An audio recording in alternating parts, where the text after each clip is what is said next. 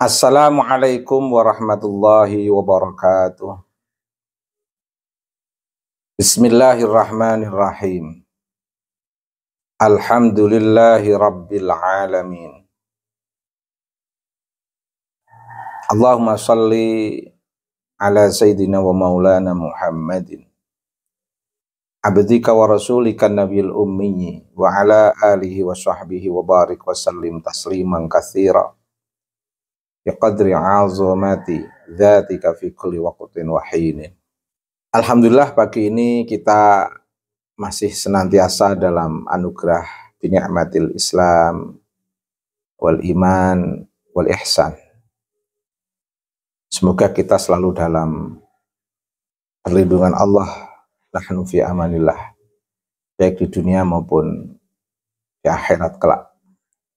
Dan dalam syafaat Nabi Mustafa Muhammad SAW bisa bersama para kutoba abdal sadat min sadati sufiyah wa ahlil badr minal muhajirin wal ansar.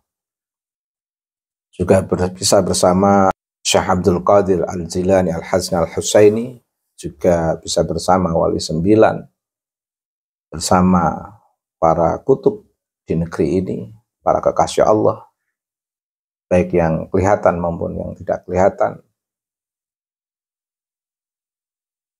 baik yang ahlul ilmi maupun yang dalam rahasia Allah.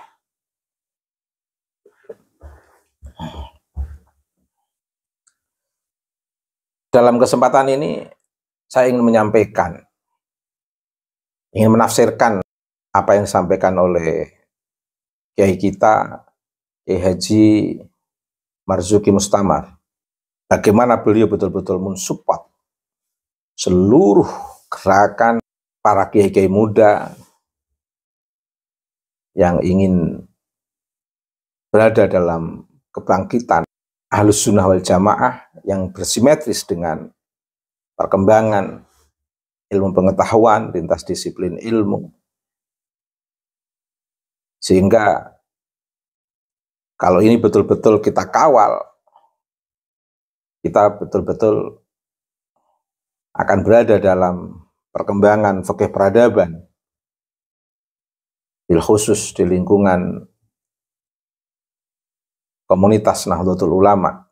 Apa yang ingin saya paparkan di sini sehubungan dengan Kiai Haji Marzuki Mustamar adalah pernyataan beliau.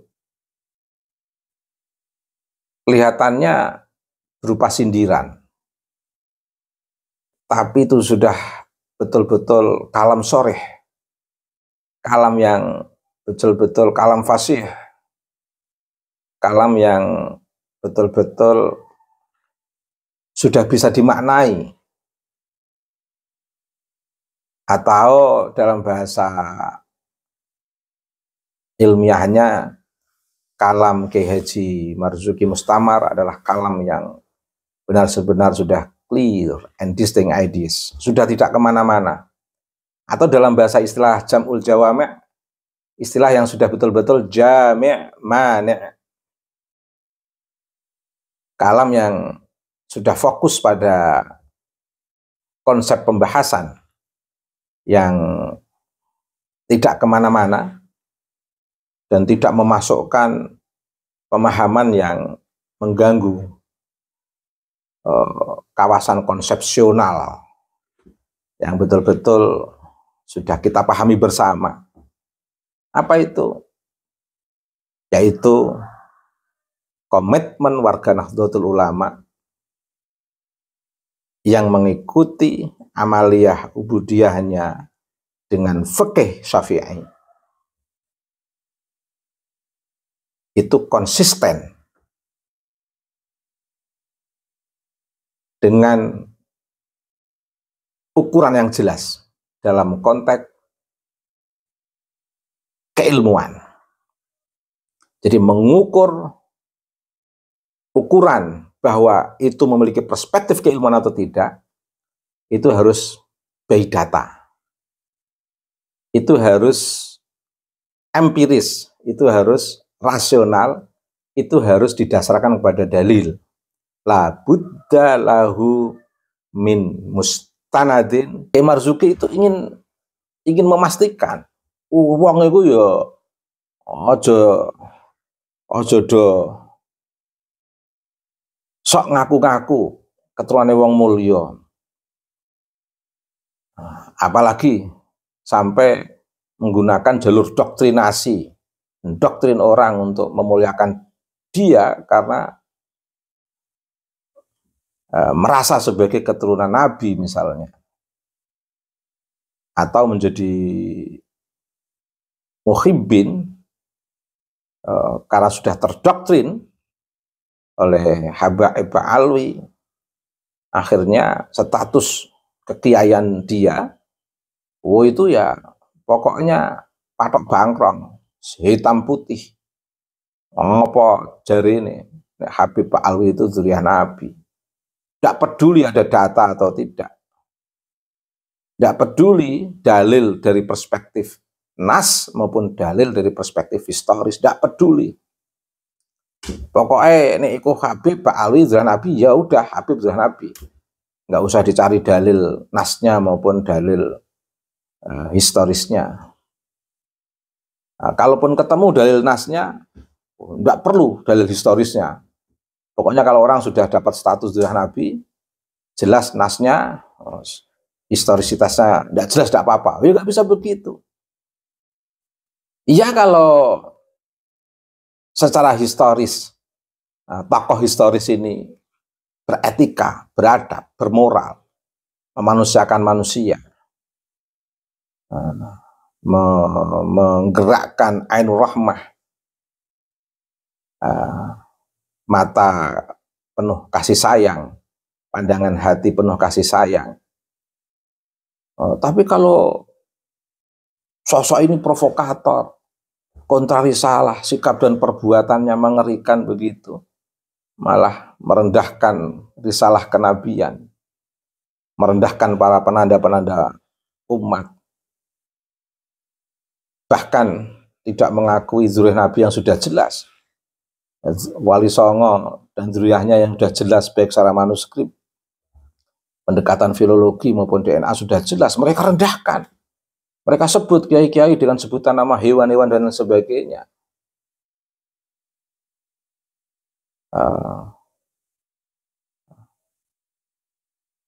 Ternyata dari hasil kajian data historis tidak terbukti. Nah, Kiai Haji Marzuki Mustamar mengatakan kalau sudah tidak terbukti ya sudah, tidak usah dipaksa dengan cara-cara doktrinasi. Terima saja secara realistis, terima saja, dan nggak usah mendoktrin ke sana kemari. Anak-anak sekarang ini sudah pinter. Didoktrin di Indonesia, datanya tidak ada di Indonesia karena sudah dikaburkan oleh kolonial. Atau sekali nggak tahu apakah Habib juga punya kontribusi untuk mengaburkan data ini semua. Tapi karena generasi kita itu generasi-generasi yang berada di tengah perkembangan ilmu pengetahuan, di Indonesia nggak dapat data secara historis. Oh, di Belanda nanti dapat data. Di tempat di mana dia melanjutkan kuliah S2, S3, dia nemukan data. Sama kiai-kiai kita, pasca kolonial, nggak ada yang tahu kalau Habib Utsman itu adalah kenalnya Belanda. Mufti Batavia itu adalah muftinya Belanda, berjuang untuk Belanda. Membuat fatwa-fatwa baik yang terang-terangan maupun yang soft, yang di situ menghalalkan darah para ulama yang berjuang melawan Belanda dan darah masyarakat pribumi yang berjuang dengan Belanda, nggak tahu. Karena tahunya Habib Utsman itu bercoba berserban. Tapi pasca kolonial, memasuki era teknologi informasi yang sudah kuat ini, terbongkar semuanya. Ini fakta, ini realita. Tapi karena kita dididik untuk bersikap manusiawi, kita pun akan menghargai para Habib Alwi sebagai manusia yang kita hormati, sesama sebagai warga negara Indonesia. Tapi kita minta yang realistis dalam membaca sejarah. Kalau hasil kajian dari berbagai pendekatan tidak sebagai cucu Nabi, Habaib Alwi tidak sebagai cucu Nabi, ya sudah nggak apa-apa. Toh masih mulia sebagai manusia. Tidak usah main doktrin. Data sudah terbongkar semuanya. Terpaparkan oleh sebuah realitas semuanya. Dan gampang diakses data itu. Tidak hanya di Indonesia. Di luar negeri atau sebaliknya. Tidak harus ke luar negeri. Di Indonesia sudah gampang diakses seluruh data itu. Ini fakta. Ini realita. Ini historis. Data. Wakaknya. Nah, saya sebenarnya Kiai Haji Marzuki Mustamar itu ingin seperti ini. Kalau mengikuti Imam Syafi'i, itu ya harus berdasarkan bil ilmi wa tuqa. Imam Syafi'i juga punya metode istiqra'i. Itu kan mau tidak mau data itu harus diambil secara induktif, yang itu empiris. Itu empiris betul. Itu kan Imam Syafi'i sudah membuktikan sesuatu yang berhubungan dengan nas pun harus beliau kaji dengan pendekatan istiqra'i. Harus betul-betul beliau kaji dengan pendekatan induktif. Dan itu sangat empiris. Syafi'i, hanya Syafi'i. Apalagi yang terkait dengan wakaknya, historisitas, kesejarahan. Ini yang luar biasa dari pernyataan Kiai Haji Marzuki Mustamar. Kalau kita tafsirkan itu sampai pada penjelasan yang betul-betul soreh, betul-betul jelas.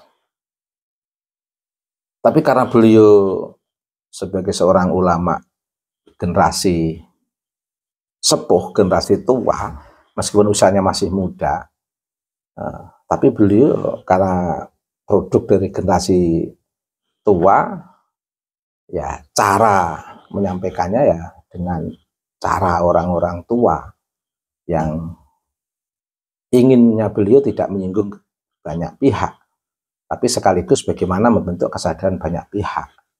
Di situ ada kiai-kiai yang ada di situ. Harusnya langsung masuk apa yang disampaikan oleh Kiai Haji Marzuki Mustamar ini. Harusnya masuk itu. Karena di situ ada banyak kiai. Yang notabene ada kiai yang saya kira muhibin juga, yang terlalu hitam putih memandang fenomena kesejarahan Habaib Alwi, yang sebenarnya perlu dipahami secara historis, tapi masih memahami secara ahistoris. Tidak apa-apa, pelan-pelan. Tapi paling tidak apa yang disampaikan oleh Kiai Haji Marzuki Mustamar ini suatu penyampaian yang luar biasa, sebuah perkembangan diskursus yang semakin hangat dan semakin menguatkan arti pentingnya temuan ini semua untuk bagaimana bisa lebih membangun kesetaraan dalam keberagaman ini antar sesama umat manusia. Kalau Zurah Wali Songo sih dari dulu sudah sangat komitmen menjaga kesetaraan tanpa mengedepankan kenasaban.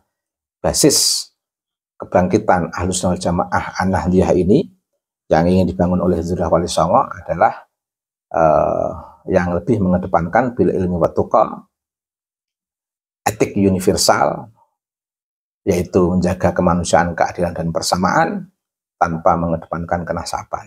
Yang masih repot ini kan Habaib Alwi ini, etik universalnya belum bisa dirasakan. Hal yang sama juga dalam konteks relasi dalam ruang keberagaman ini masih sangat elitis.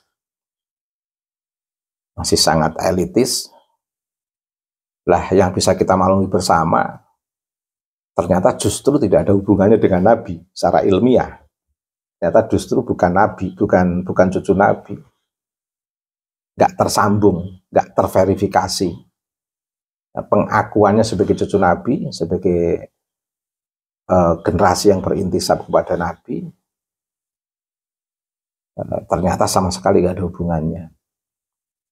Orang yang dianggap kelasnya di bawah Habaib Ba'alwi, yaitu dari Zurah Wali Songo, kalaupun nggak C1, mutasinya justru ke O.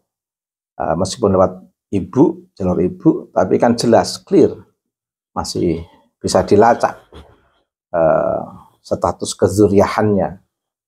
Berarti kalau lewat ibu kan tetap zuriah, lewat laki-laki, lewat perempuan tetap saja sebagai zuriah Nabi. Nah yang shock ini kan Habaib Ba'alwi. Seluruh data tidak membuktikan sama sekali, menyentuh sedikit pun tidak, justru haplogrupnya jauh. Ketemunya di Nabi Nuh, dari Ibrahim, Ismail, Adnan juga tidak, Quraisy juga tidak, justru jauh.